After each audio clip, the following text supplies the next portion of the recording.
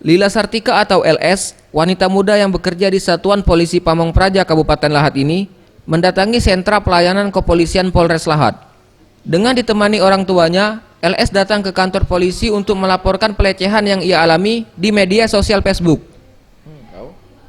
Kepada polisi, LS mengaku akun Facebook adiknya telah diretas oleh pelaku yang tidak bertanggung jawab.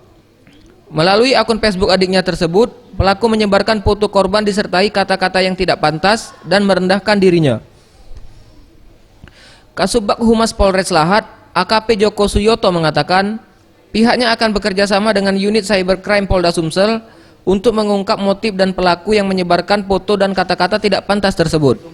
Untuk penyidikan tentunya kita berkoordinasi mungkin dengan Polda, mungkin dengan yang terkait lah, mungkin dari TI sendiri, sehingga mungkin bisa melacak atau siapa pelaku pembuat daripada berita itu.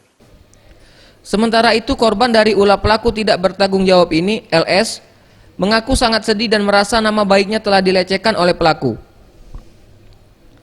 Kasus ini kini ditangani unit pidana umum Polres Lahat. Jika terbukti, pelaku terancam dijerat dengan pasal 27 ayat 3 dan pasal 45 ayat 1 Undang-Undang ITE tentang pencemaran nama baik dan ancaman hukuman 6 tahun penjara, serta pasal 310 KUHP tentang penghinaan dengan ancaman hukuman 9 bulan penjara. Zulfikri, Sriwijaya TV.